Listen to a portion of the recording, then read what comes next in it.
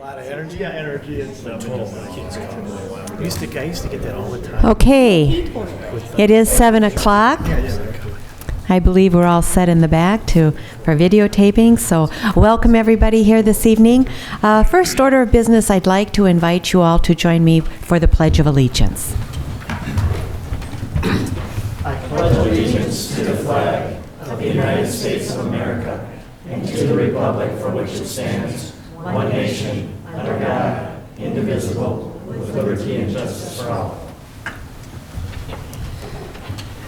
So I will call the meeting to order, and first I'd like to again welcome all of you and all of those that will be watching on YouTube later on as well. First I'll make some introductions. We'll start with our Public Works Superintendent on the end there, Gary Peters. Next to him is our City Clerk, Kris Linquist, and then sitting in for our engineer, I was going to say regular engineer, but our engineer this evening is Adam Gabois. I got that one right. And then we have council members Shannon, John Tschumperlin, Mike Molitor, Pam Mortenson. I'm Lisa Whalen. I'm the mayor. And then to my right, our city administrator, Mike Barone. Brian Grimm is our finance director. David Abel is our community development director. And then we have Ron Batty, who is with Kennedy and Graven, and our attorney. And then we have our chief of police, Paul Falls. So with that, that concludes our introductions. Just a friendly reminder, if you have electronic devices, cell phones and such, please turn them off or airplane mode or silent so they don't disrupt the meeting. Second, any other additions to the agenda as presented? If not, then is there a motion to approve the agenda as presented? So moved. Okay, is there a second? I'll second. Okay, a motion has been made by Ms. Mortenson and seconded by Mr. Tschumperlin to approve the agenda as presented in our packet. All those in favor signify with aye. Aye. All those opposed, motion passes 5-0. We don't have any special presentations this evening, so we'll move on to persons to be heard. And the people here tonight, I'm assuming, are all here for the public hearing, so you'll have an opportunity at that time to talk. You didn't need to sign up. And welcome students, I'm assuming, from West Honker Mount. Okay, well, welcome. We have some students with us. It's always nice to have you here. So next we have our consent agenda item consisting of approving our work session meeting minutes from December 2nd, 2019, approve our regular meeting minutes from December 2nd, 2019, a resolution to approve our claims. D is a resolution to approve the polling location agreements for the 2020 election year. And E is approve or accept the improvements and authorize final payment of the Kings Point Road water main and street repair project. That was CP04-19. And F is a resolution to approve the change order number 4 for Lotus Drive improvements, which was a pass-through actually, so that will not cost the city any money. Are there any ones that you wish to remove? Yes, Madam Mayor, I'd like to remove item C, approved claims, and E, the Kings Point Road water main improvements. Okay, so that leaves A, B, D, and F. Is there a motion? I'd like to remove item B. Okay, so we have A, C, and F remaining. I think it's AD. Okay, hold on. Yeah, I removed C and E. So we have A, D, and F. Yep. Thank you.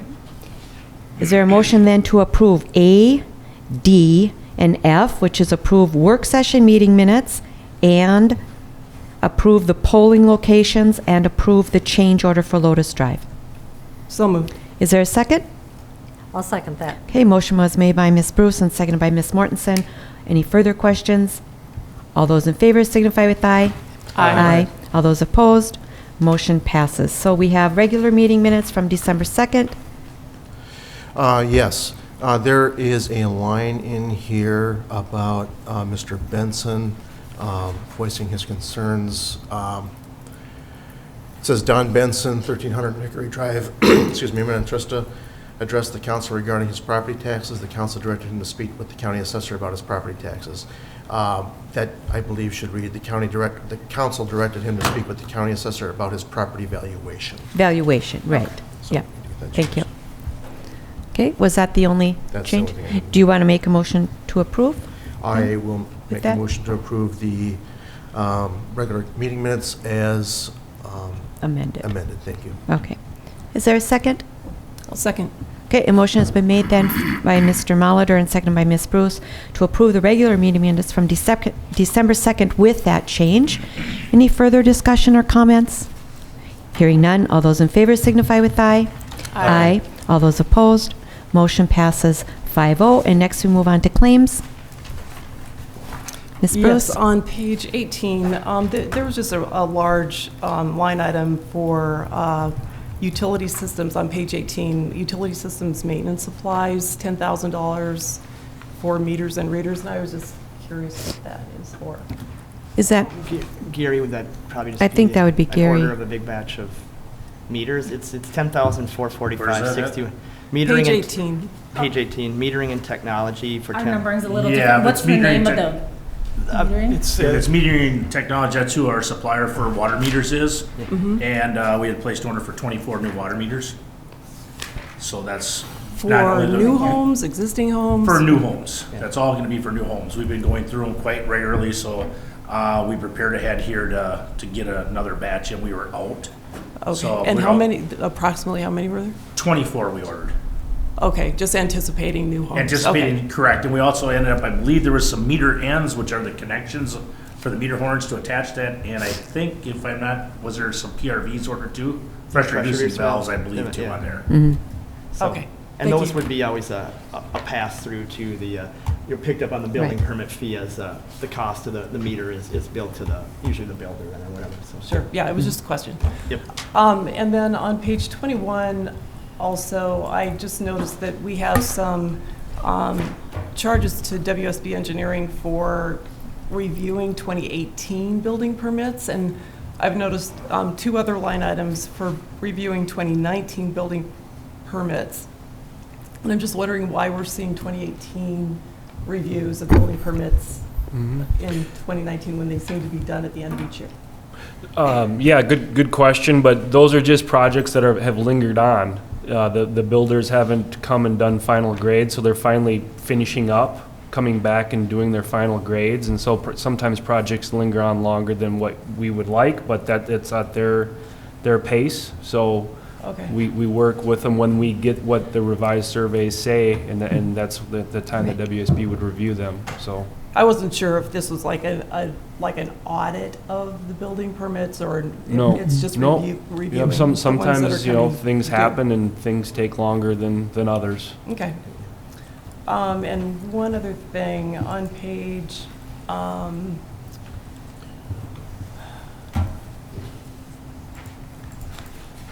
let's see, page 25, under League of Minnesota Cities, these are the property insurance.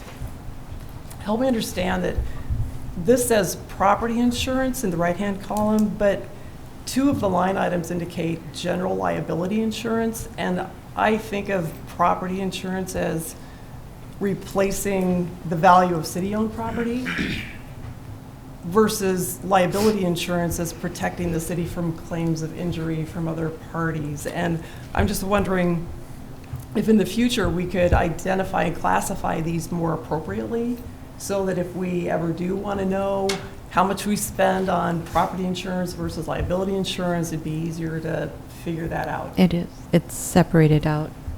Yeah, I mean, I suppose the description probably on the far right could probably say property/liability insurance, but yeah, the account codes is what then helps get it to on the general ledger, like the 361 code, the first one, general liability insurance, and then you've got, so the general liability went to the 361 codes, the property items, the 362, and then the auto, the 363. So when it comes to, year end, that's how much we know we spent on those different subsets of our total.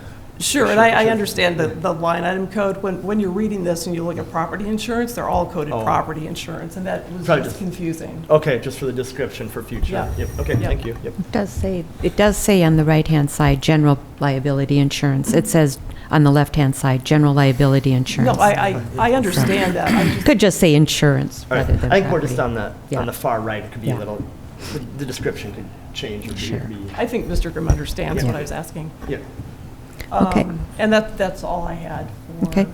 the claims. More for clarification. All right, then is there a motion to approve, or do you have another question? I had I'm another sorry. item. Sure. On page 25 as well, for under WSB, the second to last item is 2020 MSA Street Improvement North Branch. Will we be able to have this reimbursed out of MSA funds? And I double checked with our WSB today. I think I knew the answer, but I just wanted to double check today, and it sounds like most likely not. Well, what we we don't have an could- eligible MSA project right now. I mean, it'll be out of the stormwater funds, but am I stating that correctly, that unless we Yeah, I move forward with caught, Brian got me with an email, Mr. Grimm, and I got him back with a voicemail, but he's basically right. So we had costs to survey the roadway. Right. We had to do the survey to complete the variance request. Right. And as we were completing the variance request, we actually communicated directly with the folks at State Aid, had a long phone call with them. Basically, it's not even going to be eligible for a variance because of how steep Right. it is and Right. the curves. Right. So it'd be out of the scope of what we're trying to do, which is improve the drainage there. So it wasn't considered for a variance, therefore no state aid project number was opened up. And so the cost wouldn't be able to be reimbursed by that state aid account. What I did mention to Mr. Grimm in the voicemail was the majority of that cost was survey work, which has to get completed to quote out a project, which we may talk with public works staff about doing outside of using state aid funds and improving the drainage there. So really the only lost cost was that time to put the variance request together, which was minimal compared to the overall, but Right. No, I understand that component. I was just We kind could of hoping maybe- that. We could since- use the well, MSA since they funds. said no, and we had made the request, yeah. it's like, well, thanks, you just stuck us with a $10,000 bill that we could have, I mean, granted, it's not money all gone and Right. wasted, but it just was kind of a insult to injury. Well, one of the things I wonder, couldn't we use our MSA, we have MSA Maintenance funds. maintenance funds that maybe it could come out of that fund.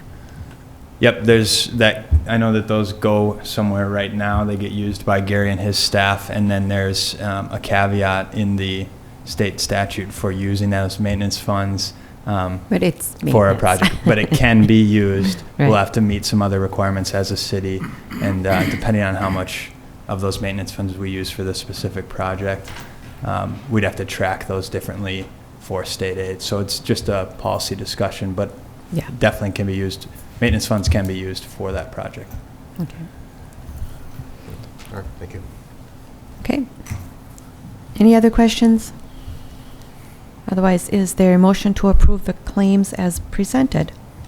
So moved. Is there a second? I'll second. Okay, motion has been made by Ms. Bruce and seconded by Mr. Molitor. Any further questions or discussion? Hearing none, all those in favor signify with aye. Aye.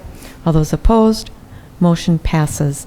And then the other one is accept the improvements and authorize the final payment of the Kings Point Road water main and street repair project. Ms. Bruce, I think you had Yes, pulled that? thank you, Madam Mayor. On page 35, the fiscal impact on this just shows that there was an additional cost that resulted from needing to replace an additional 9 linear feet of water main with bid alternate number 1, as well as additional ductile iron fittings that were needed to connect the new water main to the existing water main. And I was just hoping that you could explain in plain English instead of engineering Sure. what that $10,000 overage was for and why it wasn't included in Parrott Contracting's original bid.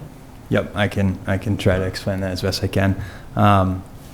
So this was a quote project to repair a break that occurred in March on Kings Point Road to a 20-inch water main. That was a PVC water main, and likely due to a large pipe that crosses underneath this 20-inch water main, it froze and broke. So city staff went out and did an emergency repair on it, but it wasn't going to be a final repair. They had kind of pieced it together quickly, solid enough to hold, but it needed a formal repair. So this quote package went out. We received 2 bids. and I'll start there. The reason we only received 2 bids was because the timeline was pretty tight to get this in before fall. And so we only received 2 bids, but both by good contractors. Parrott Contracting was awarded the contract. Right before we accepted the bids, there was some more information that came in about the water main, and it needed to be isolated. So the Public Works uses gate valves to isolate segments of the water main. So there was an area where we needed to add in a gate valve as part of this project. And that was before we accepted the Yep, bids? and that's what this bid alternate 1 is. And so we actually included that in the quote, add in this gate valve over here.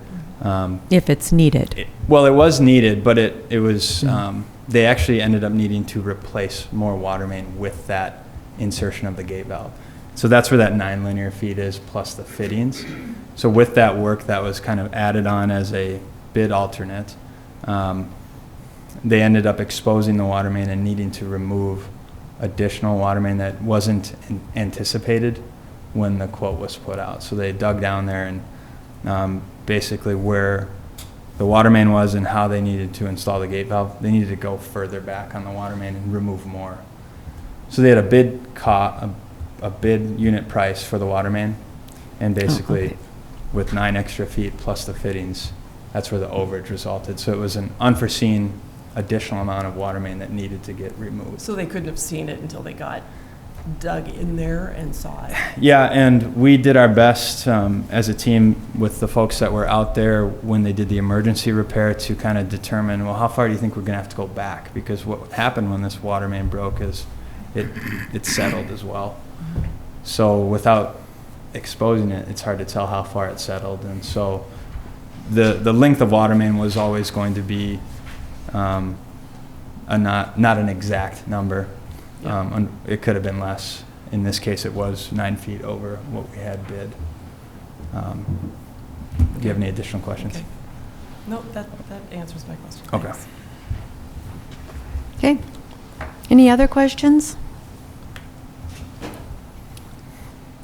So is there a motion to approve the, and authorize the final payment of the Kings Point Road water main and street repair project?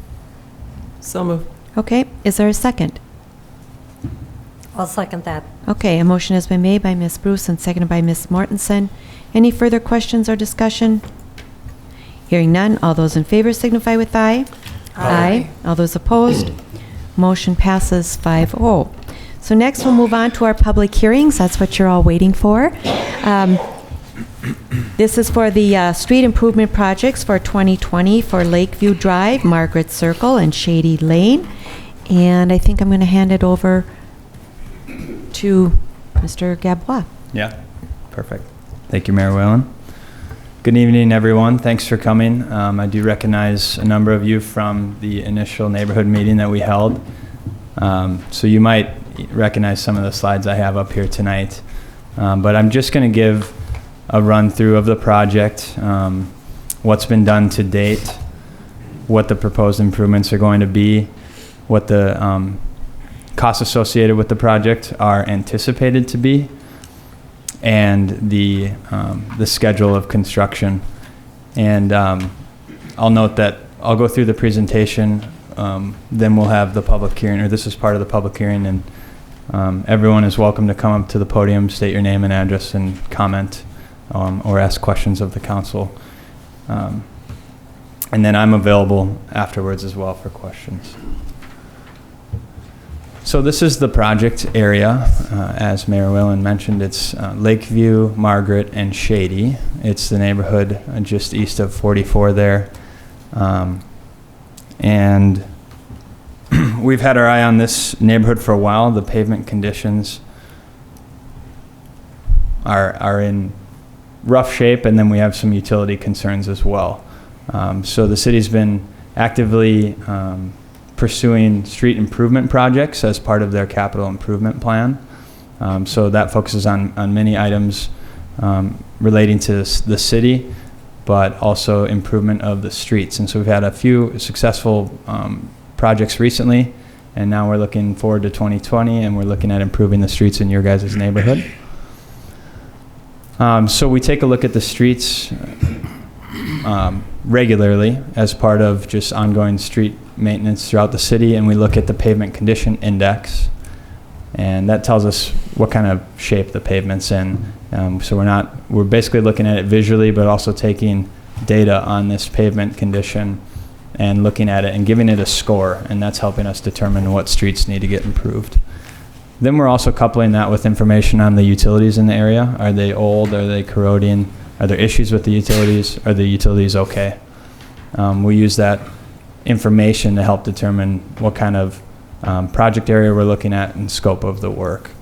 So then the next thing is grouping the streets into a neighborhood, obviously, and take care of as many streets as you can for an appropriate cost. So as part of these street improvement projects, there is a state statute, Chapter 429, that basically allows cities to create an assessment policy to share a portion of the costs with the benefiting properties.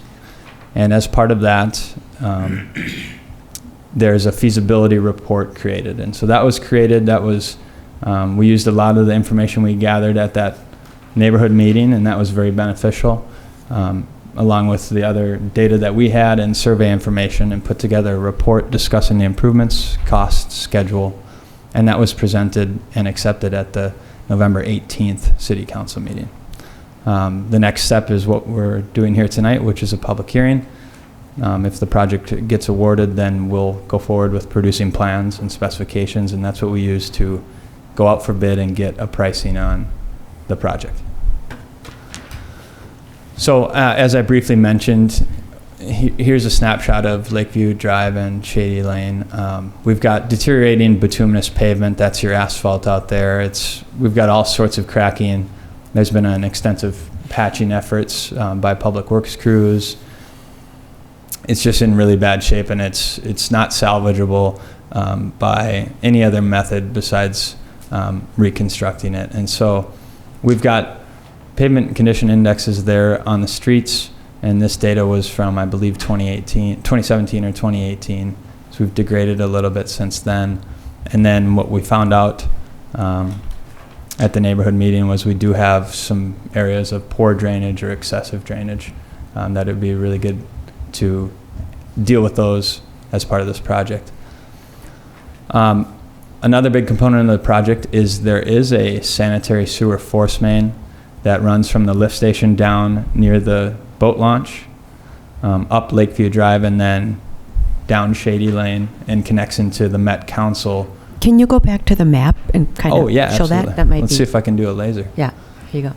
All right, so the lift station's right around there. And the force main, which is a pressurized pipe carrying sanitary sewer, runs up Shady Lane and then connects into the Met Council line there, which you guys have noticed there's been some work occurring there. So they have a brand new structure. The city's got a deteriorating pipe that's basically costing a lot of time and effort for maintenance crews, public works crews to go and repair. So we want to get that pipe replaced and connect it to the Met Council's new structure as part of this project. We're also going to do some improvements to the water main. The city's noticing some deterioration and corrosion with hydrants and valves, so we're going to replace those while they're in there. We'll dig down and replace those fittings as needed. And then in the next couple of sheets, I'll talk about the storm sewer. So for pavement improvements, we're going to be proposing a full depth reclamation, which is a method we've used in a number of projects throughout the city. We've got that big machine right there. It's called a reclaimer, and it basically pulverizes the existing pavement that is on the street and blends it with the aggregate base underneath, the gravel underneath, and it produces this Class 5 gravel material that gets to be reused on the project. So there's kind of an environmental and a cost savings aspect to full depth reclamation. And then a brand new pavement section goes over the top of that reclaim. A photo on the right there was taken this summer after the 2019 street improvement projects over on Duchesne Lane. and that was reconstructed using the same methods. So for your neighborhood, the street widths, we're not proposing to change any of the street widths, dimensions of the street, vertical curves, no geometry changes basically. Only minimal ones to help with drainage issues and that sort of thing. There is going to be bituminous curb installed where it did exist. A lot of it has kind of degraded away over the years, but to help with drainage, there'll be some bituminous curb, but we're also going to be adding some concrete curb and gutter at low points, at intersections where we are going to be handling those drainage issues. We'll be putting storm sewer facilities. So there'll be a mix of concrete curb and bituminous curb. Once the streets are paved, the boulevard areas, your yards, will be restored with hydroseed or erosion control blanket, basically seeded back to their current condition. And then one other thing is on Shady Lane, and I wish I would have included a picture, but you guys are all aware of the entrance monuments there on Shady Lane, which creates a really narrow corridor. I haven't been there when someone was driving the other way. I'm sure you guys have experienced that, but it's narrow and it's tough to maneuver for city maintenance equipment. So it is proposed to remove those fieldstone entrance monuments as part of the project. We have been in contact with the State Historic Preservation Office, and they've deemed that it's not a historical site, so we'll solicit feedback from the neighbors on that. But that's part of the proposal right now. I mentioned the sanitary sewer force main improvements. If you were to be out there, that's kind of what it would look like if you were standing on the pavement as the force main was being installed. That's a water main there, but it's essentially the same components. We'll do some water main improvements, and then the storm sewer improvements is really what we heard at the neighborhood meeting. There's some issues down as we get to the boat launch in the cul-de-sac, so we're going to be addressing that drainage by installing a storm sewer system, and also regrading that ditch that's at the park that goes under the bridge, just to provide a little more capacity. It's very overgrown with vegetation, and so we'll improve that as well.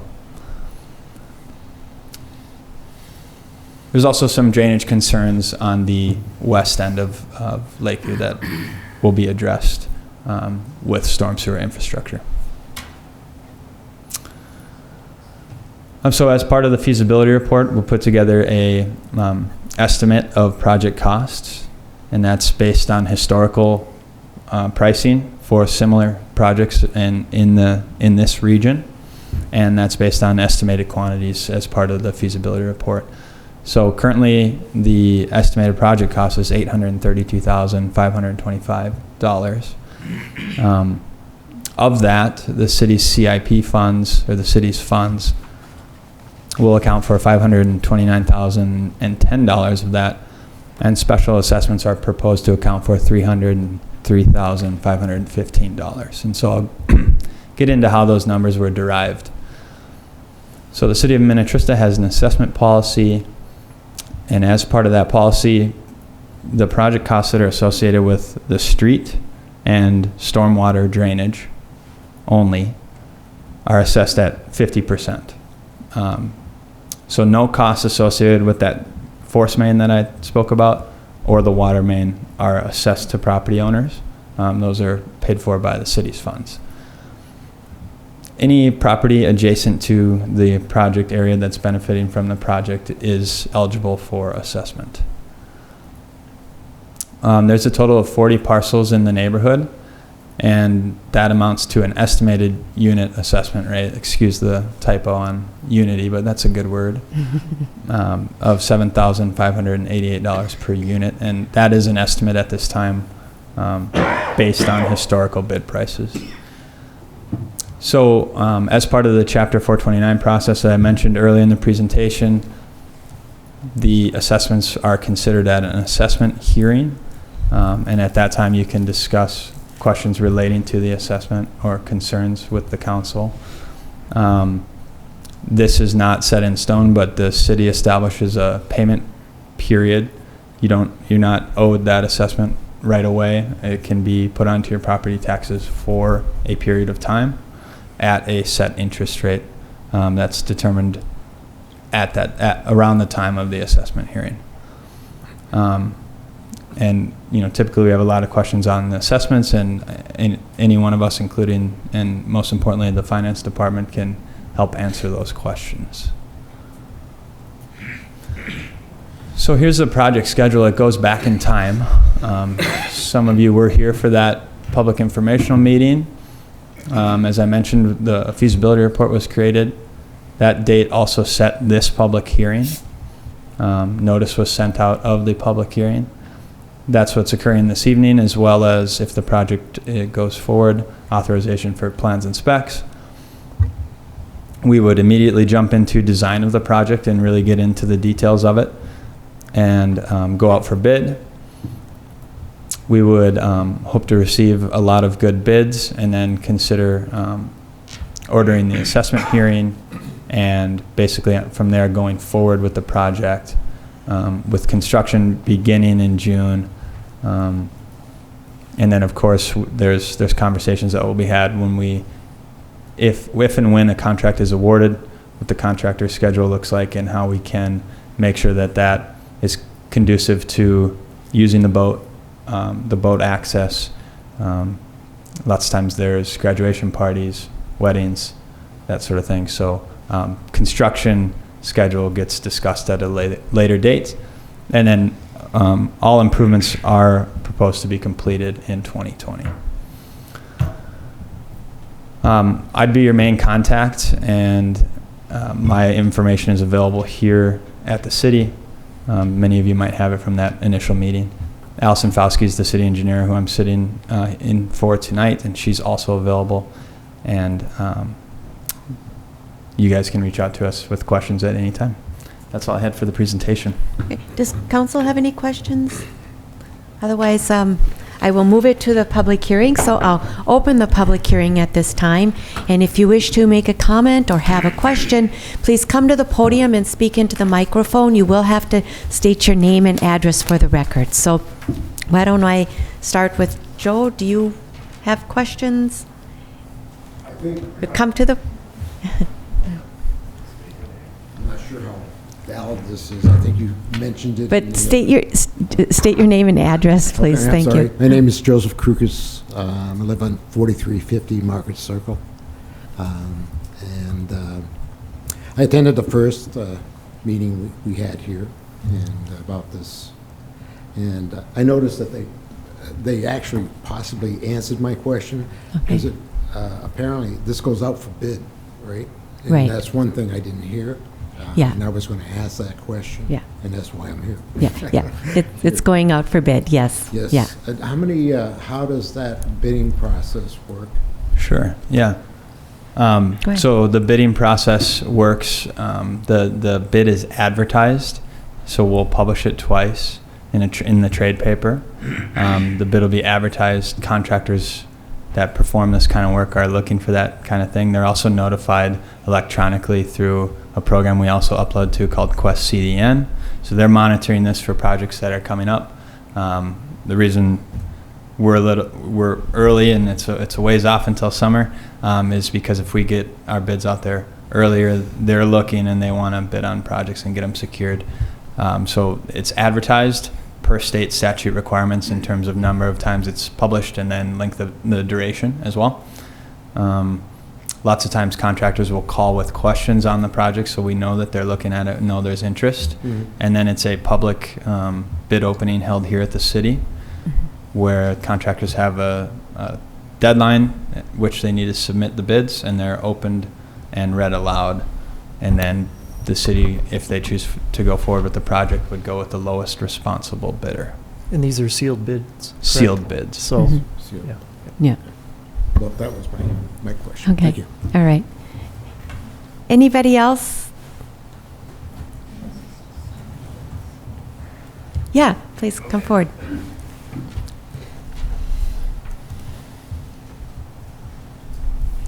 Good evening, I'm Brian Osmondson. I live at 5860 Lakeview Drive. I was just wondering if you could comment a little bit about the storm sewer down by the lake, because I live down there And when it rains, when we get melt, we get a lot of water washing into Lake Minnetonka. So I actually would like to know a little bit more about what your thoughts are on the storm sewer collection down there. But I'm also wondering, have you talked to the LMCD about this? Have you included them in any of these discussions? Because there's so much runoff that goes into the lake. You know, that's what I'm really concerned about, the quality of the lake. It would be more, the LMCD handles more docks and things like that, and regulations for surface water activity. The Minnehaha Creek Watershed District would be the one to that we would talk to regarding water quality issues. So, Mr. Gadbois, do you know, have we contacted them, or? Yeah, so that's a good question. There's triggers that will, there's things associated with the project that would trigger permitting through the watershed district. Okay. We don't meet those, but we still understand the importance of water quality. And so when we are proposing storm sewer, we look at the drainage areas, the volumes, time of concentration, and we do a full hydraulic analysis of the site based on topography, and determine what the flows are shedding off the water, or off the road and going right into the water. So we're going to collect that in a drainage system. And one of the more effective ways of taking out sediment would be sump structures, which are basically structures that are extra deep where the outlet invert is higher up. It just collects the water, controls the rate, and sediment and salt and grime settles out in those structures, and the city puts those on a maintenance, or the city public works staff will put that on a maintenance schedule, and they'll remove that debris. So is that something that also be considered when you're looking at the storm sewer, the collection down by the lake? Yeah, that's exactly where it will be. Okay. Usually you'll put those sump structures as the last line of defense before it outlets into the lake. So currently, some of that drainage gets into the ravine that's at the park, and it goes out a pipe. Yeah, all the asphalt gets down in there. And and that's a bad situation that's happening right now. Obviously, we'll have brand new asphalt, so none of that will be breaking off now. Right. When that does end up occurring, we'll have the storm sewer system in place to collect those in the sump structures. Okay. And can you comment? You also showed some storm sewer up towards the top by the entrance to Lakeview Drive there. What is that pond? That's not part of the storm sewer collection. It's not for this neighborhood. No. There's some drain tile up there, some miscellaneous drain tile throughout the neighborhood. I'm sure we're aware of a number of locations, this one included, that just keeps emptying out water and causing pooling water on the roadway, which we need to get rid of in order to keep these roadways good. So it doesn't have anything to do with that pond up there?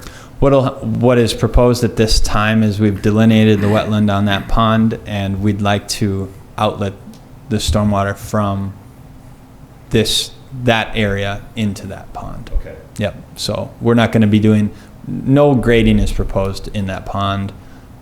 Everything would want to occur outside of the wetland delineation. But Adam, are you saying so that green portion on the left, that's going to be draining into the wetland or the pond?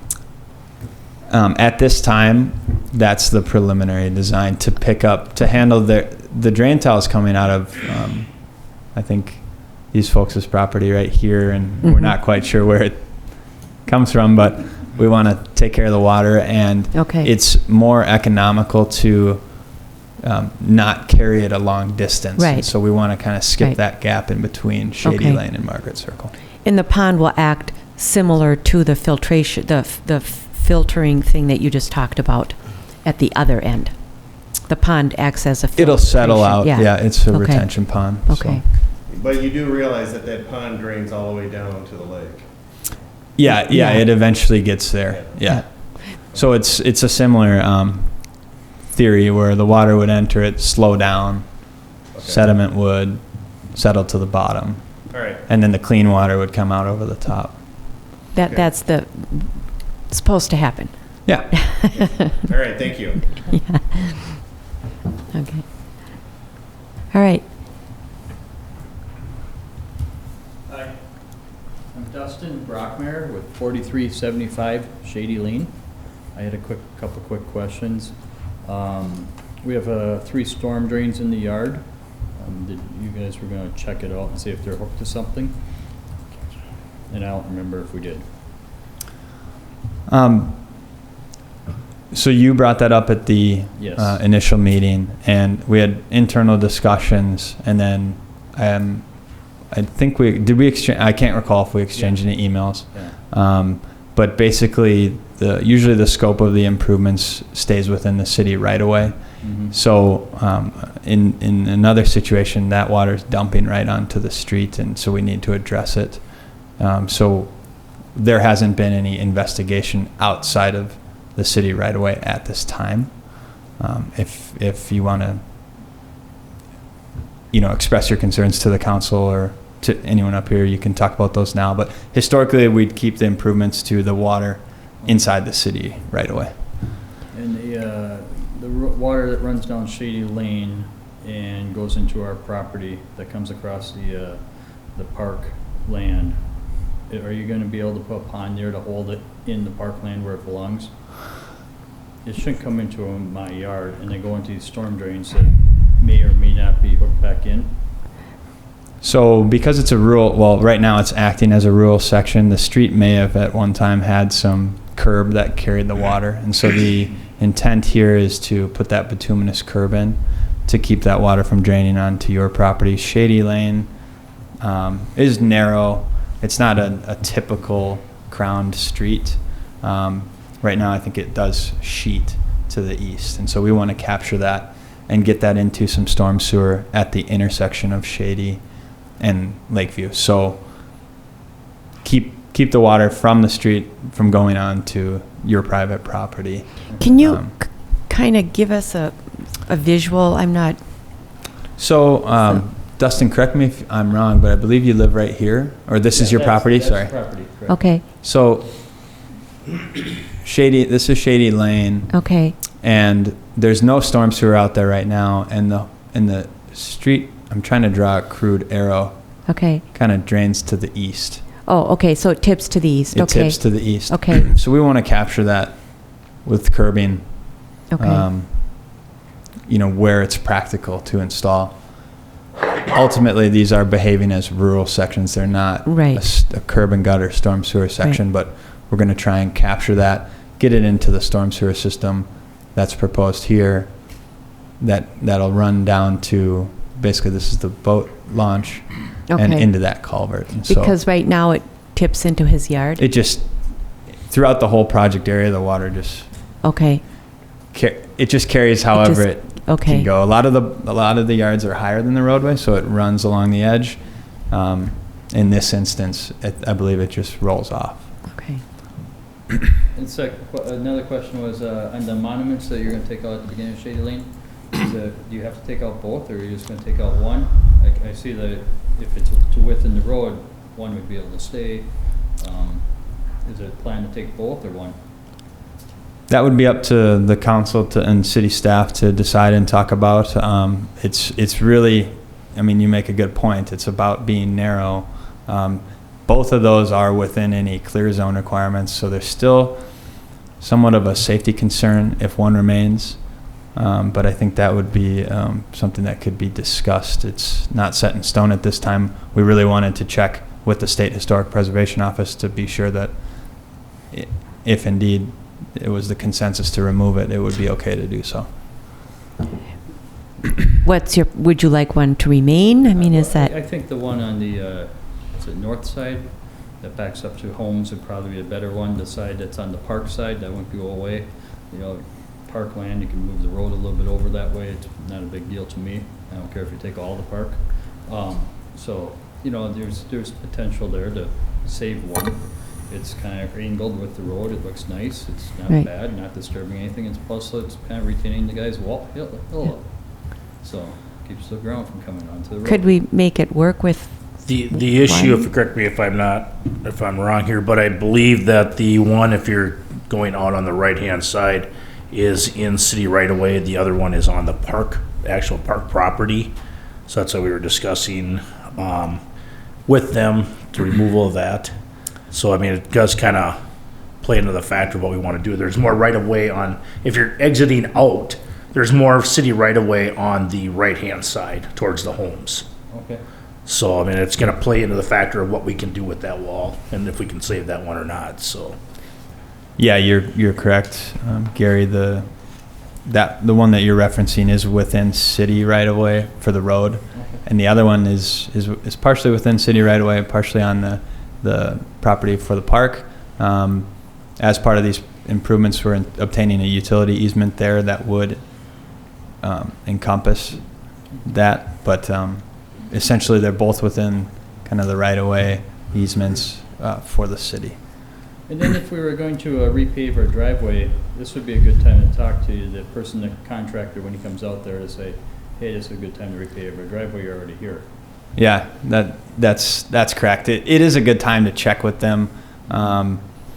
Lots of times they're not interested in the smaller driveways just because they're here for the big streets and doing that sort of work, but sometimes they are, and it does not hurt to ask.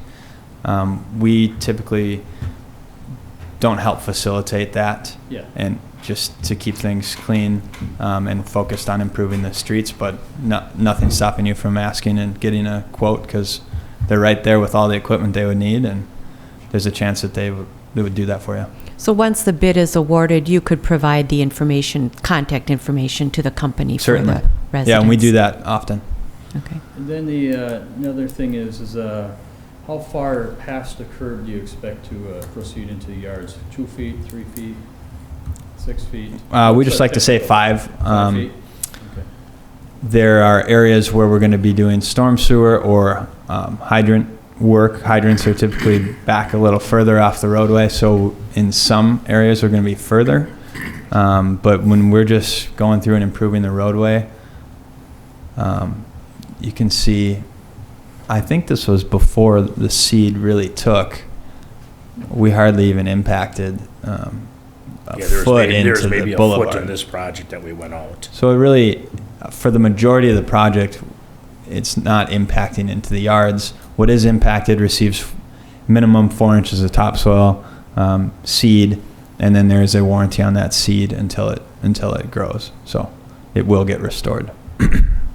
The asphalt curb that you're going to put in there, is it going to be a shaped curb, or is it just going to be kind of shoveled down and smushed? That's a good question.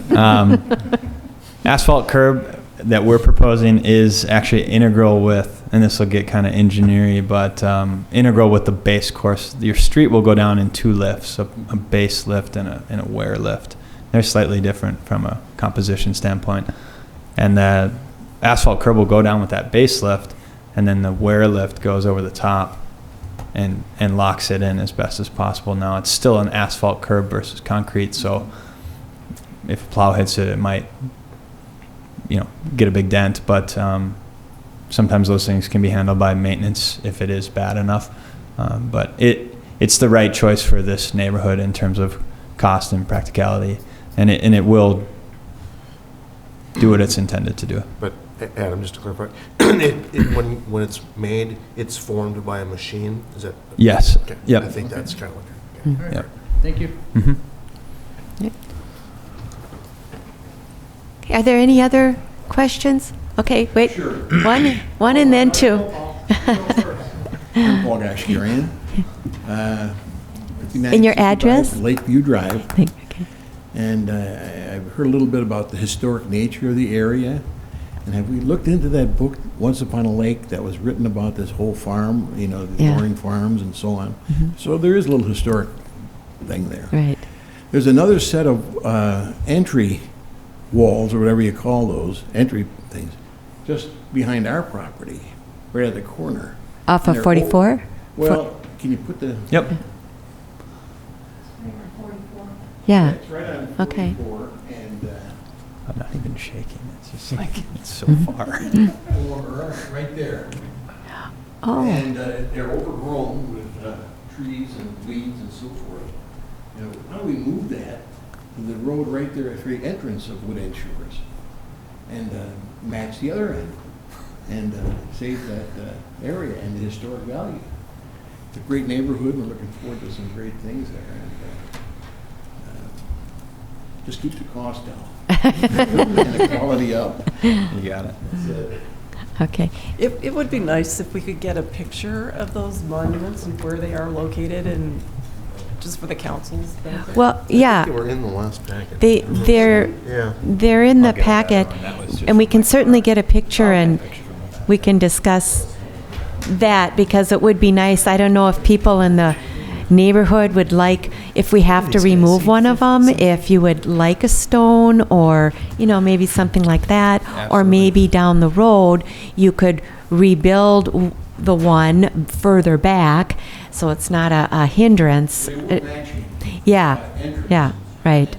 And that's what they were. They were basically driveway gates. Right. The original driveway gates to the property, Yeah. and that's why they're so narrow. Yeah. So that's So what the iron composition has all been. The fencing's gone. All the Right. iron decor is Yeah. long been stripped away. It So just the only looks thing left like- there is the rock and the mortar.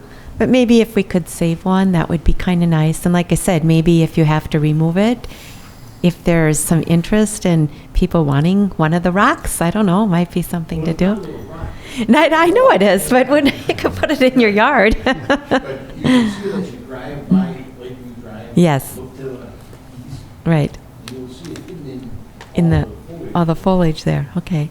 Mr. Fasching, right? Whose Right. property is that on? It's the lot. McGraw. Down McGraw's property. Thanks. Ron Fauske, 4380 Shady Lane. My question is many of the homes there have sprinkler systems, and like mine, it's probably only a foot in from the asphalt curb.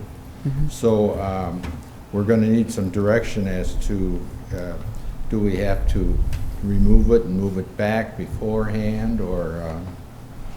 Thankfully, no. Okay.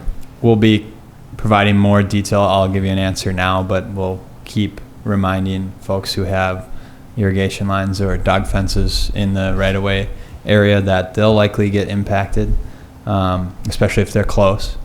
And we always include language in our... Fences are That's just relatively wire. easy, but Yeah. when you're digging up the sprinkler system along a couple hundred feet, Yes. it's going to be important to know whether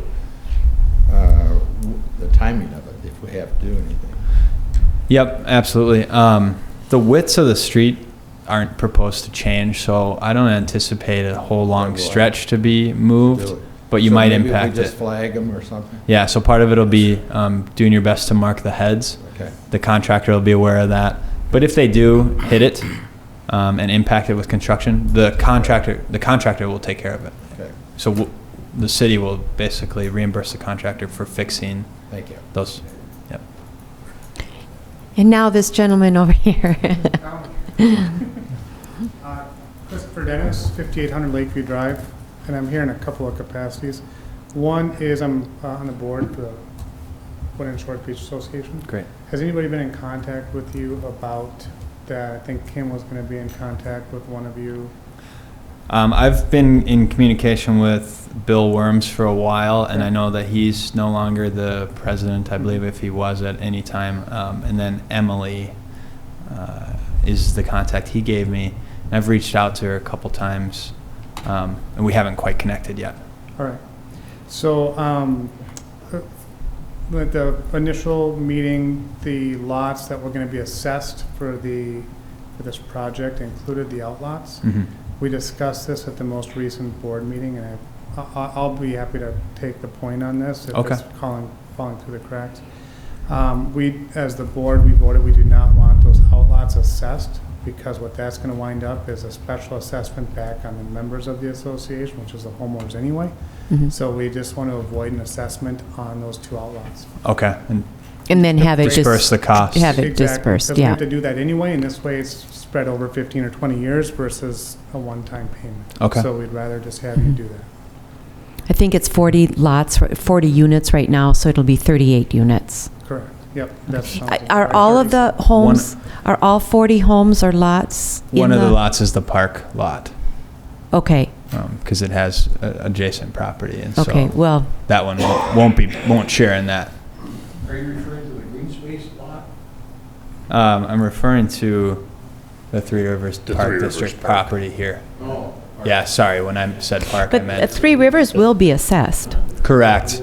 But they won't bear the cost of the 2 units, you're saying. two-unit. Okay. But we'll explain that. That's good that you came here to let us know, because we can just do it that way, not Yeah. assess those 2 lots and Mhm. put it back on the That would members. affect then the cost for the others, correct? Yeah, and to Chris's point, they're going to pay it through their HOA So we have to fees. defray the cost anyway through a special assessment, so we might as well just put that back on the Okay, members through the taxes anyway, and that way they have a longer time to pay it back. okay, so it'll raise the cost probably Per unit slightly. per unit, what, do you know? Well, Well, the overall Approx. funding from assessments will be exactly the same. It'll just be fewer units. It'll be so- around 14,000 spread over 37 units. Okay.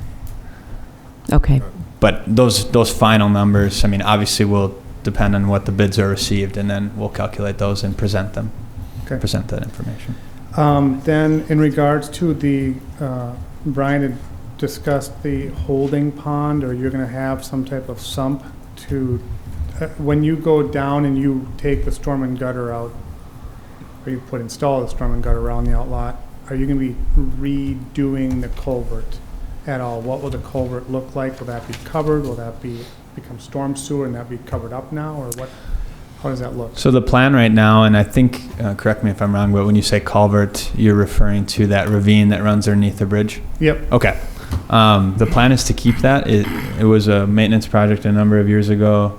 It's since overgrown and kind of filled with debris, and so we want to regrade that and restabilize it with brand new geotextile fabric and riprap, kind of clean it up, and then also make sure that it's actually adequately conveying drainage. And so we'd maintain that overland flow. There wouldn't be a pipe there that gets covered up. The ravine with the bridge would stay. Okay. It would just get regraded, reshaped.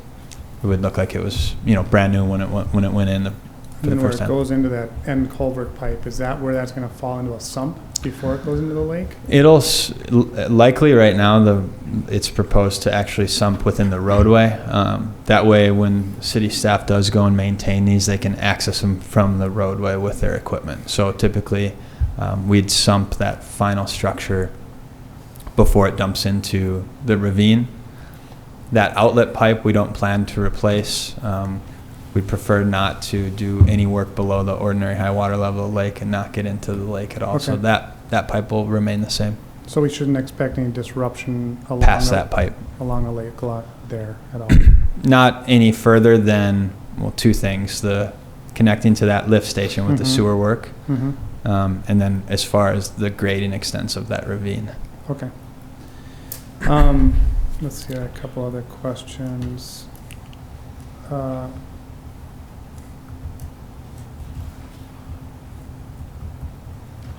And so now I'm going to step out of my role from the board, because technically the board doesn't deal with what Paul talked about as a monument. We did receive a communication from one of the, I think it might have been you, somebody was asking about the historical, the general feeling of the neighborhood and the historical significance of those monuments. Yes. So I did send out an email to the association, to the neighbors about their general feelings on that. We got about 20 emails back. Great. The general feeling is, well, I think a few of the neighbors, well, we all that have driven down Shady Lane acknowledge that it's kind of narrow in there and that it can be a hazard. I think that the overall sentiment is that we'd like to keep them there. That the one on the north side of the road, Shady Lane, that Dustin was talking about, actually does act as a retaining wall to the McGraw property. There's quite a bit of, whether that's just over time erosion, but there's quite a bit of dirt there that is acting as a retaining wall. Sure. And then I think in the email that I had seen, you were actually negotiating with the park to take some of that. You had mentioned the right-of-way, basically, to widen the right-of-way into the park. Obtain an easement. Similar. An easement. Yep. And so I think the overall sentiment from the neighbors is that we'd like to keep at least one there. Because of the significance, of course, the Brockmeyers own the original farmhouse, and there's a lot of historical significance. The neighborhood is pretty tight. I'd say I'm a second generation. There's a lot of second generation people in the neighborhood that would like to see those stay. And so, if possible, we'd like to look into keeping one at the cost of the city and maybe relocating the other one and widening it out so we can maintain whatever regulation roadway you need, but keep the monuments there. If necessary, we at least like a bid to relocate it, so perhaps private funds could be used to relocate it and keep it. Mhm. Okay. I don't know if that's possible. I know it's a big structure, but, you know, they've moved castles and London bridges before. So. Exactly, yeah. One thing, nothing Adam, a little mortar can't one thing we'll fix. have to look at, Adam, is that is the connection point for the force main. So we will be excavating that area to get to that point. So there may be the one that's on the park property will probably have to be, you know, looked at as either moved or removed, because that is going to be a connection point, and it is right near that is where the line runs. So as they excavate to tie in, the Met Council has extended a new pipe for us from the new structure they put in on Shady as it turns in the park, and it is up into their lays, but we will have to excavate that area to make the connection. So we'll have to look into how big of a hole that's going to be. So that may play a part into what we can do with that wall in the park property. Can you save the one by the McGraw property and then determine what can happen with the other one later? I mean...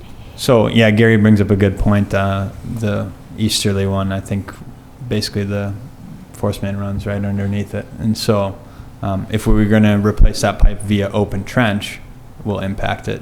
We can look at the depth of the pipe and look at OSHA restricted trench guidelines and determine if the westerly one can be saved. Ultimately, you know, when you dig a hole 8 feet deep and you're in these soils that were farmed and near the lake, and you know, there wouldn't be probably any guarantees, but we can be looking at that with design and then have that every intent to do that. And if we're not comfortable, could let if the council and the city chooses to keep one or both of these, let the neighborhood know, hey, we're not comfortable with the utility work. We think that's going to affect the monument. If you want to get a bid for relocating it, you know, now's the time, because we're coming through with the I think that with the utilities. Paul would know more about this than I would, but this was before my time. But I think there's been a push to try to get monuments in the neighborhood for a long time. We've been getting pushback on easements and, you know, utility easements, that we can't do it now, we can't do it. And I think now's the time for us to try to look at that. I think there's some momentum behind the neighborhood to kind of preserve them. Okay. I think that there are people that are willing to put forth some money to make that happen. And so I just think if we could get a bid so we understand what we're looking at and the feasibility of that.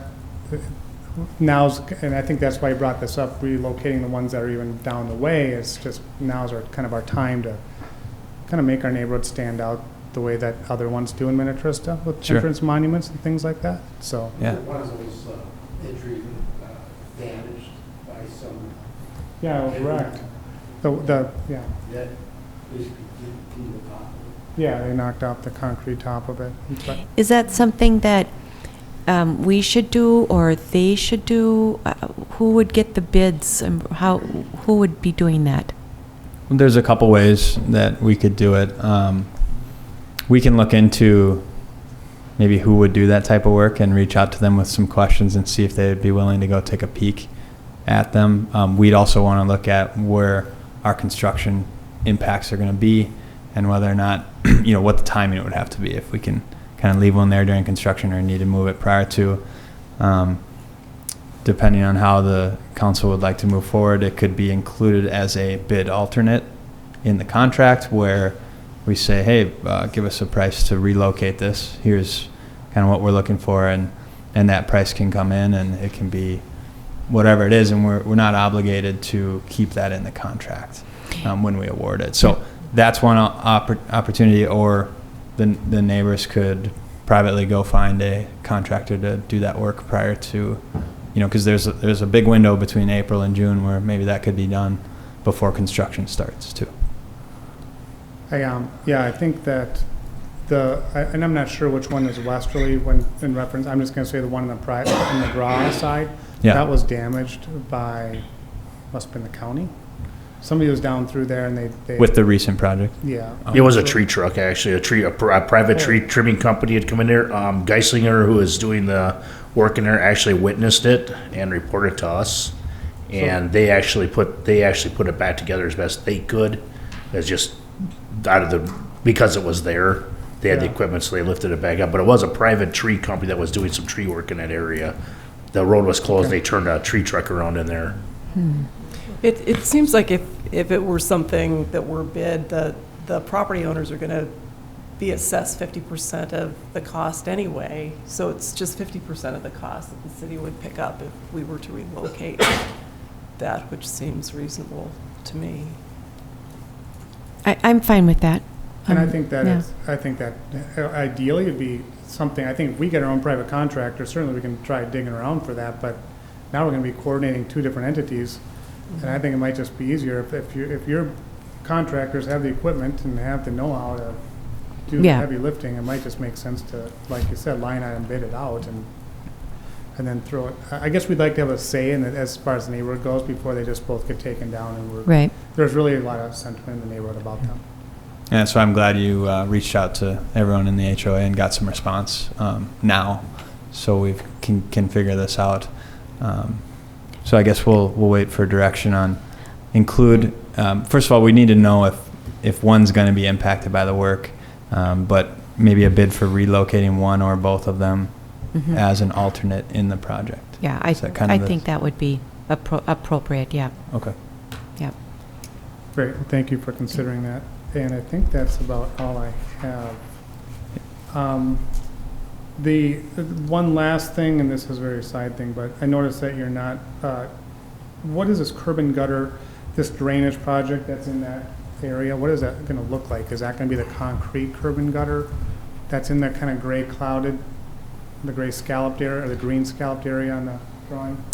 Yeah, it'll be, let's see, I don't know if any of it's exposed in the parking lot here. You can't really see it here. But your traditional curb, it'll be, we haven't determined the size of it. It's typically a barrier curb, which has somewhat of a lip, enough to allow for the storm sewer infrastructure to be placed within it, and then also for it to gather the appropriate amount of drainage. And then it would just be enough to gather that drainage at the low point. It's not an extended length, and we happen to do this on a number of these projects at low points where we're trying to address drainage issues, even on rural sections. We did it in a couple locations on the 2019 project. So just your standard curb and gutter that you'd see out in a parking lot or on a roadway. So like a surmountable concrete type of curb and gutter? It'll likely be barrier, so not surmountable by a vehicle. A high back type. But it won't be in driveways or anything like that, so there shouldn't be any vehicles driving over it. I guess one thing I was just thinking about on the outlot is there's a lot of the neighbors that bring their golf carts down there. Okay. So if at all possible, you could make it surmountable, at least on where you're going to put it in. That way they can, or a couple of access areas at least. Yeah. So they can get the golf carts up into the. So you guys go right off the road across the grass and up into there, or do you take the boat access, or a little bit of both? Idea, a little bit of both. Yeah. I think it depends on what dock they're going to. I think that in the overall length of access that you have, this will be really minimal, and you won't need to drive over this location. Okay. It's because it's really going to be right by that ravine, and maybe you don't want to be driving through that. I don't know. But you'll make sure that there is some area that's lower or where they can access it. And I think are you going to be even touching the boat launch at all or not? Well, I was just going to say, otherwise you'd have to go into the boat launch. Yeah, so we have to cross the boat launch with the replacement force main. So there'll be a utility trench across the boat launch, and there'll be a segment of it that's repaved. But for the most part, it's staying in place. We're going to probably, from Lakeview, get into it maybe 10 to 20 feet, and then leave it all the way until you get over by the lift station, where we cross it with our new pipe. We'll just patch the pavement right there. So there won't be any curb and gutter over there? So No curb and gutter over there. So they can access. All right. Okay. That's if, all I have. If I could just put a plug for, if you guys at the HOA have made a determination on the easements, I was working with Bill and then reached out to Emily on just getting a signature. So we've provided the easement documentation. So if everyone's amenable to it, it would just be signing it and providing it back to the city. Yeah, I don't think, I mean, I'll give you my contact information, because I'll get it Okay. handled for you. Well, then I'll follow up with you and get you the documents. Okay. And it's just a representative that would need to sign it, so. Okay, all right, sounds good. Thank you. Thank you. All right. Did I hear you talking about diverting the stormwater to the lift station? No. No. Oh. All right. No, you can't do that. We discussed that. Are there any other questions or comments? One Yeah. quick follow-up question. Yeah. Again, Brian Osmondson, 5860 Lakeview Drive. So a few of us in the neighborhood have put in the expense of a paver driveway, and we have concrete aprons at the end of the driveway where they match up with the street. What would happen with those? Hopefully nothing. Okay. We would pave the new street right up to meet those elevations. If there was any impacts to them, they would be replaced in kind. That's the standard practice. Okay, but you also said it could go back 5 feet. Correct. In Yeah. certain areas. So what would happen in that particular case? So, say it was the concrete apron that was impacted, that would Yeah. get saw cut, so it's got clean break from the pavers, removed. Okay. The work would take place, and then it would be repoured. If it was stamped or colored, we would Okay. match that. Typically, it's just your standard concrete, so we put that back into the city specifications Yeah. for strength. If we got back into the pavers, unfortunately, we get into those sometimes, and they get salvaged, set Sure. up in your yard, and then their crews will come back in. Okay. And so we hold them to highest specifications standards, with right. that work, and it's part of the contract, so Okay. we anticipate it if it does happen. All right, thank you. All right. Okay. Anybody else? Okay, one more? Sure. Again, you need to state your name and address. I'm Derek Brockman with 4375 Shady Lane as well. The home used to have two entrances off the Shady Lane, and I just wanted to make sure that our intent is to put that back in. Due to the county park, they took one of these accesses. We'd like to put that back in. So I just want to make sure that during the process, we've got basically some type of access through that curb and gutter that's going to be put in, even though it's asphalt. But I just want to make sure that there's room for us to be able to put that second driveway and have that driveway circular like it was. Are you aware of this? So I know that there were two. Have they removed that second one yet, or is it they're just planning on it? No, they removed that. Oh, they did? So- Okay. Well, no, I guess technically there's three. There's three because Oh, there the are. garage, and then the upper side had a circular driveway. Okay. So we just want to make sure that we can restore that back to the circular driveway that was there. Got it. Yeah, it would just take some coordination on our parts so that you could tell me exactly where you're putting that, or where you plan to put it. And all we would have to do is knock down the curb in that location so you can match into it with your pavement for your driveway.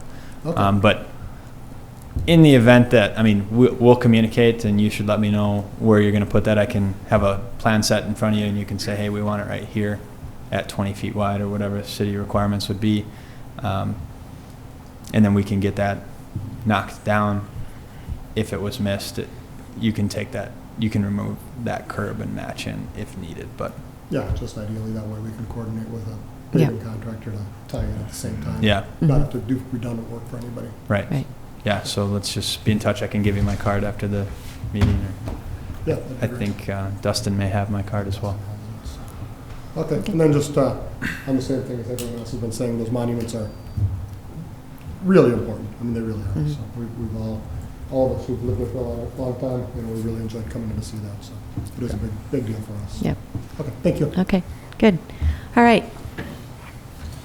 I think that's everyone. Any other questions?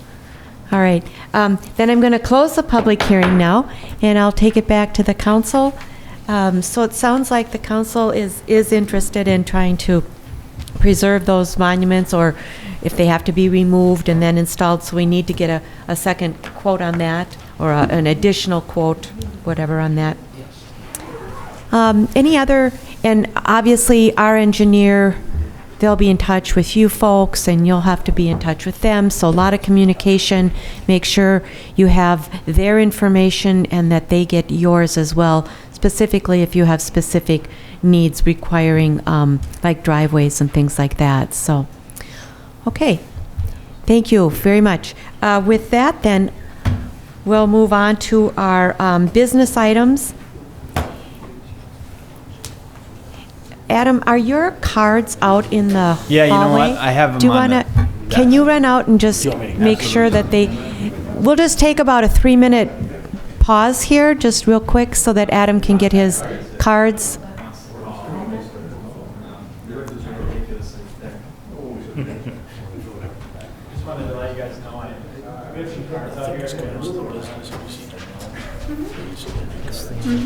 Serving trays, they're so thick. Oh, I see those here.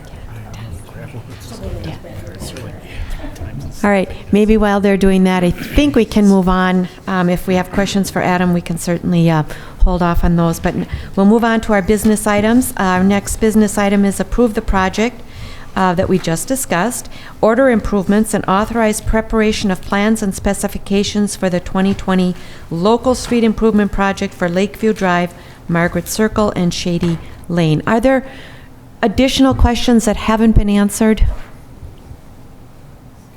I think it was covered real well. I just said to Lisa, I think Adam did a great job and communicates things very well. And I'd like to make sure that continues. And yeah, I think that was it. Stressing the communication is going to be really important. Okay, yep, good job. All right, then is there a motion to approve resolution number 005-20? So moved. Is there a second? I'll second that. Okay, a motion has been made by Mr. Molitor and seconded by Ms. Mortenson. All those any further questions or comments? Again, just Adam did a great job, so I'll let him know that. All those in favor signify with aye. Aye. All those opposed? Motion passes 5-0. Next, we move on to staff reports. We'll start with Mr. Barone. Yes, thank you, Madam Mayor and City Council. I got a number of items to go through tonight. I know we also have a couple of other speakers. Mr. Batty will be talking quickly, as well as our City Clerk, Kris Linquist. Just a reminder that our next City Council meeting will be held on Tuesday, January 21st. City offices are closed on Monday, January 20th, in observance of the MLK holiday. A couple other things. So we have a meeting scheduled for Wednesday morning, January 8th this week, to meet with the school district about the Sunnyfield Road project. So hopefully when we get concluded with that meeting, we can report back on some things regards to that project for 2021 as we move forward. Quick update on staffing. There are 2 open positions, as the council knows. We have a police officer position. That position closed on the 27th of December. We ended up with 34 total applicants. Was actually fairly encouraged by that number, and I think we have some pretty good quality candidates in the mix. We are in the process right now of scheduling those interviews, and those initial interviews will be starting next week, not this week. The other position is the Director of Administration position. That, again, closed on the 27th of December. Initially, that was scheduled to close on the 20th, but I think we had 8 or 9 applications by that point, so I extended it a week, and we ended up with 15. I have not started the scheduling of those interviews, but we've narrowed our list down, and we'll be making those phone calls either Tuesday or Wednesday to start that. The police officer is probably a little larger scale of a interview process, and so I prioritize that one as far as time and people schedule. There's going to be more people involved with shifts and things that are PD related, so I did that one first, and then we'll be working on the Director of Administration position not too far behind it. So they're both actually going so far so good. It's always tough time to recruit positions when you're around the holidays. I found that out from my previous career over at the City of Eden Prairie. And then the final thing, if David wants to pull that up, what I have is a 2-page thing. So if you go to the second page, and we'll come back to the first page here in a second. So what I have is 2 items that I have scheduled already for work session topics. As I just mentioned, we don't meet again until a week from tomorrow, or 2 weeks from tomorrow. I'm going to have Greg Peterson, the Mountain Fire Chief, here to discuss the Mountain Fire finances. I know Councilmember Bruce and Mayor Whalen and I attend those meetings, but I thought it would be beneficial for the entire city council to hear from Chief Peterson on their financing and the challenges or opportunities, however you want to look at it, that are going to be coming forward in the next number of years. I think you'd benefit from hearing about that. Obviously, it's always going to be up to the city council and you 5 people that sit on this council right now to decide what we're going to do with the financing issues for the fire department. But I thought, like I said, I thought it would be valuable to have Chief Peterson here. So he's coming and scheduled to come on the 21st. That will be during the work session. While you're on that topic, Mike, I'd like to just comment that the entire reason I wanted to have a discussion among the council members about retiring the bond on the building and mound was that so that the council could have a discussion without being encumbered by outside influences. We all know that Mound wants to continue that money flowing to Mound. This is a decision that this council needs to make, and I'd like to make it without, we know how Mound Fire feels about this. And we know that they have things that they'll want to buy and to justify keeping that payment going to Mound. I think this is a Minnetrista issue, and it's something that we need to discuss among ourselves without having someone from Mound there. I think this is a Minnetrista issue. And I don't think it's appropriate to have, the 3 of us go to the Mound Fire Commission meetings, and we have the budgets, we have the CIP lists and everything that they want in their budget. I think this is a Minnetrista issue, and we should discuss it as such. I believe we will. So, I mean, like I said, the objective of having Chief Peterson here was to give all 5 members of the city council, not just those that go to the Mound Fire Commission meetings, the opportunity to hear what it is that they're up against financially going forward. And then he can leave. This is during the work session. And if the council so desires, we can certainly add something to the agenda for that evening, or I can put it on the agenda for that evening before that, and we could certainly have a discussion, which would be a council discussion, and you guys can decide what it is. But I think not knowing all the details of the Mound Fire Department and its financing, I think would be unfair to the other 3 council members that don't participate in that fire commission. So, I mean, they're big enough dollars, so I think the educational process with learning about that would be beneficial. And with all due respect, those finances are included in the information packets. I think it's fine if he comes, because I know that there's several questions that may arise that neither you or I or Mike can answer, and if he's here, at least we can have him answer those questions. And whether or not they have a bias, or whether Mound has a bias, we can figure that out, and we can read into that. So I don't think that there's any danger or negative aspect to having the chief come and say, here's a plan, here's the options.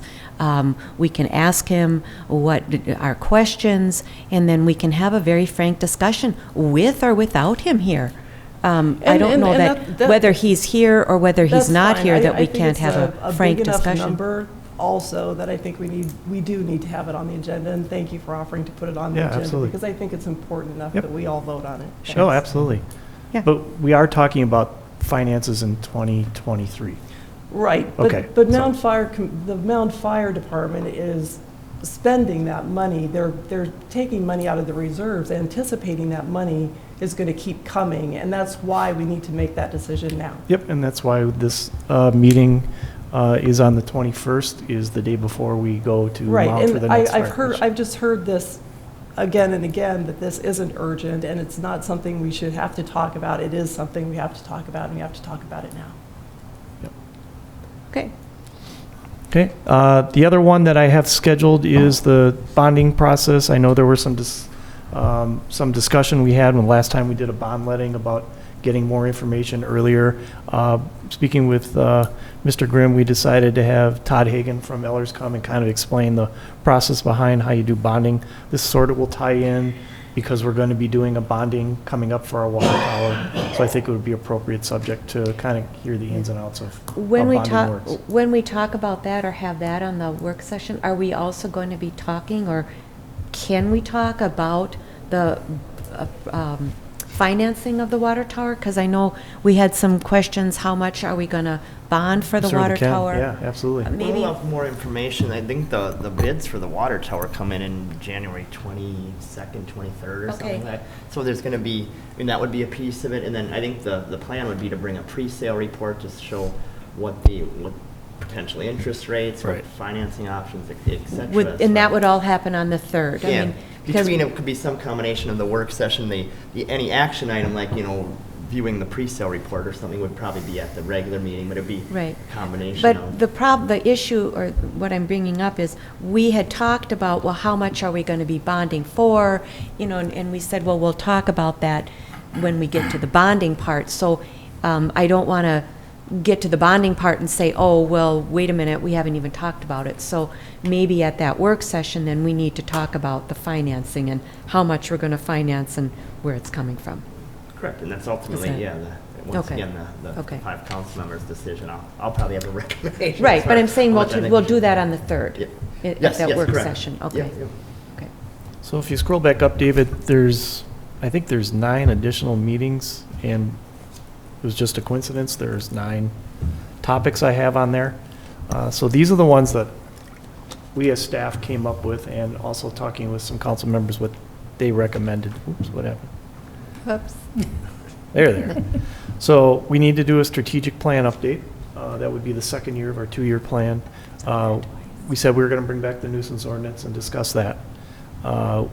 Late last year, we talked about Lyle Park Picnic Shelter. We need to re-explore that. Swamp, we also talked about last year. There's the fee schedule. That topic came up during our budget approval night in December, and there was some expectation that maybe we take a look at that spring, late winter, early spring for 2021. Also, the 2021 road projects this year, as you know, we've kind of our first year of kind of getting on top of roads a little earlier than we have in years past, and this would be in keeping with that tradition, I guess, or new tradition. Boulevard tree policy, and I also mentioned last year after our storm that we would probably have to discuss a storm and tree debris policy. We also have the recycling contract that's up this year, and I'm sure we'll be exploring that with the council. And then kind of as an aside to that, we have to deal with the organics. I don't think that happens until 2021, but we need to we're supposed to have, as a city our size, at least a place within city property to do organics. That's the minimum. Or we can implement an organics recycling with the regular recycling program. That's kind of the maximum. And so we'll have to look at those options. And I think our recycling contract's up in August of 2020, so Okay. it's coming. So it's coming up quick. yeah. So I'm sure we're going to have a discussion with you about it. And then I think I had strategic plan up there twice, sorry. So I have So- one other thing. It's important, I guess. Got to have it on there twice. So I have another item that we should probably discuss sooner than later. Sure. So we're levying 600,000 this year for our streets, and we're only going to be using 470,000 initially. I know some of that is going to be reimbursed via special assessments, but we don't know how much. But we need 470,000 of that as cash flow. That leaves 130,000 if all of these bids come in approximately where we think they will. That leaves some excess funds in the road budget, and we had this list here along with a map showing us where all these roads are, and we had at one time talked about doing that extra lift on top of these. I don't know if we don't have to discuss it now. I just want to have it added to this list, and we should have it sometime probably early April, because if we want to do any of these in 2020, we should be thinking about that as soon as we know what the bids come in at. And so I don't know how quickly we could, and here's the reason why. One of the reasons I want to make sure that we get some of these done is because the longer, as you even mentioned tonight, the longer we let this go, that means the less likely we're able to do the overlay, and we have to end up doing a reclamation instead. And so if we can save tax dollars by doing something sooner rather than later, I think that's a good idea. So this was a list that was given to us a couple months ago, and I want to add that in here, again, like I said, maybe sooner than later. I don't know if we can have that discussion, if we have it, let's say, in February, so we're ready, or March, early March, so we're ready to go when we get those bids in, and we don't waste and take another couple weeks to decide on which projects we're going to do. So we could say, okay, we're going to do this, this, and this if the bids come in, or we're just going to go down the list and do as many as we can. I mean, so we have to have a discussion about that. Okay. So my proposal to you tonight was to at least give you the first or the next couple of work sessions, and then show you the list, ask for any additional items, just like the mayor included. We'll try to come up with a schedule and then kind of reprint that. Instead of empty boxes, we'll have some of these popped in there when we get to our next our next council meeting. So. Okay. Okay. So if you have any additional requests, if you have something else, then put it in. let Mike know that. Subject to change, because there's always, I've seen this before. Yeah. Something happens, and now we're talking about that, and we kick something else back a couple of weeks or whatever. So, this is our best guess, I think, at this point. That's all I have, Mayor. Okay. Mr. Batty. Yeah, I heard I was supposed to speak quickly. Well, did I say that? Yes, you did. And everyone approved of that. See that? You can speak slowly. No, this is only an FYI. It has to do with Woodland Cove. And I think you have a letter in your packet with regard to that.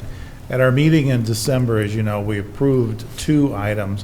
One was the extension of the master development agreement, and a related but not intimately connected piece of that, or a second request, was that you approved an assignment from Woodland Cove to M&I for a chunk of the undeveloped property. That piece has fallen off the table. They were under some time constraints to try to get that done before the end of the year. It didn't happen. Dave Newman called me and told me that as a courtesy, and I said, fine, I'm glad you let me know. Would you write a letter to the council just so the council understands what's happening? I think we'll see that again. As you know, Woodland Cove has done a number of the subdivisions themselves, but they've also assigned bits and pieces in there to others, and whenever that happens, they have to come in and get an approval of an assignment. We have to consent to their assignment agreement, and that's really what happened. So that piece won't go forward, but as in the future, as they look for partners to share some of the responsibility, there will be other opportunities where they will come in and ask for that assignment. And so just an FYI so that you understand, the extension of the agreement is going forward unless somebody says something to the contrary, but you won't be asked to consent to that assignment because that's off the table. Again, just FYI. Any questions? Thank you, Ron. Thanks. And our city clerk, Ms. Linquist. Madam Mayor, members of the council, I'll make this really quick. It's just some informational items. Our open meeting book has been scheduled for April 22nd, so if any residents ask you, that's when it will be held. They do need to contact our city assessor to schedule a time to come in and talk with him, and he is having times available between 5 and 7. Last year it was between 4 and 7. Not sure why they changed it, but they may not have had as many people. I'm not sure. I'm sorry, what time is it again? 5 to 7. 5 to 7. The other one is for the 2020 elections. I got this from Hennepin County when I was down there for their training. I highlighted just so that the council is aware, we do not have the primary. We do not have, our candidates do not register for the primary. So that's why we're considered late candidate filing. is because we just do the general. So that's why it says late candidate filing period, and that begins July 28th. So I will not accept any candidacy filings before that date. And then the last date is also the same day as the primary, like it was last year, August 11th, and then you have until the 13th if you want to withdraw. So, and if you have any other questions regarding the elections, we will again be having that presidential nomination primary on March 3rd, which moves our meeting to March 9th. So, all right, thank you. All right. Any other staff reports? Otherwise, we'll move on to council reports. We'll start with Ms. Bruce. I don't have anything. Okay. And Mr. Tschumperlin? Pioneer Sarah Creek in December was canceled. Our January is Thursday the 16th. Okay. Mr. Molitor? Anything? Yes, I met with Michael Kurtwood to transition LMCD responsibilities. I believe he will be sworn in, not this week, but the second meeting in January. Yep. All right, nice, thank you. And I did get a hold of the owner of the famous LA pig races, just to confirm that he is still available on May 16th, right? For the pig races, and he has it on the calendar. So I will start to meet with Amy again, and I'll just connect with her probably this week and start setting a few meetings up. And then WCC meeting is scheduled for January 9th. so I just want to first, brand new year here, and I just want to say to staff, and I met with staff, all of our staff, in a number of meetings in December, but I also just want to say thank you for all of your work and dedication to our city. It's been pleasant and a joy to work with all of you, all the way from, the police department, the public works department, admin department. All of you do a great job, and we, the council, and I know our residents really appreciate it too. So thank you for that. I'll be attending the Northwest League on Wednesday, and I also attended the Northwest League in December, and it's interesting. So we talked about fire, and we had the state fire marshal and a number of individuals there, and they were talking about different grants available if we ever did want to combine or create a fire district. There's grant monies available to do that, which was good news. So happy to hear that. And I'll also be attending the fire meeting on the 22nd, I'm sure, with Ms. Bruce and Mr. Barone. And as Mr. Barone said, we have a meeting with the school district scheduled for the 23rd, I believe it is, Wednesday. Is that Wednesday morning? I think it is. This week. Yeah, this week. This week, the 8th. Talking about the Sunnyfield Road project that we're going to do in 21. And then the only other thing I'd like to mention, so one thing I'd like to say, there is a brand new blog on our website. It's called the Mayor's Blog, and I'll just be writing some smaller articles about interesting things that come up. And so check it out if you haven't seen it. It just was posted today. So brand new blog, check it out. Then the other thing, I know that there was an article in the paper regarding our budget and our levy, and the article was not correct. And I know Mr. Grimm, as soon as he saw it, contacted the reporter to make that correction. I just want to make it clear, the city didn't do a press release. We did not contact the reporter beforehand to give her any information. It was not our doing in terms of the inaccurate information. She probably didn't understand it, and based on her knowledge is what she printed. But it was not information that came from the city or anybody on the council. So just FYI, and yes, there was an increase to the levy. It was 5.66 this year to our levy, and that so just kind of FYI regarding that. I have a question. I never saw a correction in the Laker, and they didn't put it online, and they didn't issue a correction in the paper either. Well, I think when Brian and I talked about it, they said they were going to correct the online edition, which And they didn't. Okay, well, that's what they said they were going to do. And then I pretty much doubt that they're going to print a retraction or a correction in the paper. And we have asked residents them. out there believing that there was no levy increase this year. And I take issue with the fact that the city did put out information in the slide during the public hearing stating that this was the first time the general levy has had an increase since 2012. And the public doesn't realize that the tax levy consists of more than just the general fund levy. Right. But that statement misled that reporter, and it misled residents as well. So that is a statement that was put out by the city, and I think it's incumbent upon the city to make sure that we don't mislead our residents. And reporters. I think everyone understood the tax levy was going up this year. It had gone down back in 2010, 11, 12. We talked about flat, then back up, the roller coaster. We stated the levy was going up. If someone misinterprets and takes that the general fund levy is the total levy, it was in the slides in the presentation. The general fund levy is one piece of the total levy. Multiple slides that showed it was going up. I guess if she printed it that way, I don't know what else. I've told reporters in the past to call or email with questions in advance. She didn't do that. I can't make people or none of the staff can make a reporter, and it's free press, I guess is what it is. It was also clear that the reporter did contact the city several times back and forth, and the email that was after the article. No, it was before. She had contacted the city asking questions, She'd asked one question on the total budgeted expenditure. So there was one contact question with the before, and city that was before she wrote the story. Okay, so I think what we'll do is, in the future, we'll just make sure that everybody understands. We thought I think everybody here thought it was clear. And just let me finish.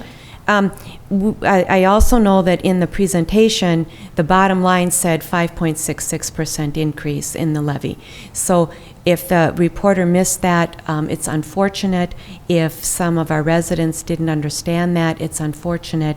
And we will do whatever we can in the future to make sure that it's very clear. She contradicted herself right within the article. Right, It talked about an increase, but then it talked about the byline had first increase since 2012, which she contradicted herself right away. So she just had a lot of factual inaccuracies, and it's an inexperienced reporter, I guess. I don't know what else to say. And we've done that with every reporter that we've found out is new. We'll call them in. I'll sit down with them. I've sat down with these reporters, with Cassandra.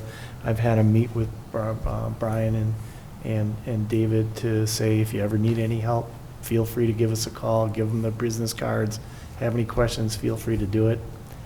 I can only do that much. After that, that's on them. Well, and the last thing I'll say is I think we need to make sure that the Laker prints a correction, either online or in print, because that's wrong information that's out there. People think that we haven't had a tax levy increase since 2012, and that's not correct. It's not correct. The problem is, well, we can ask them. No, but it's their business, and we can ask. No, it's the city's business. We can insist, but they still may not do it. We can insist on a correction. We can insist, but there's no guarantee that they'll do our insistence. Right. Okay. So with that, we can insist on whatever we want, and if they decide to do it, they do it. If they decide not to, they don't. We have nothing to we can't force them to do it. So with that, that concludes my reports, and I think that concludes our meeting. So is there a motion to adjourn? So moved. Is there a second? I'll second. Okay, motion is made by Ms. Mortenson and seconded by Mr. Molitor. All those in favor signify with aye. Aye. All those opposed, motion passes 5-0.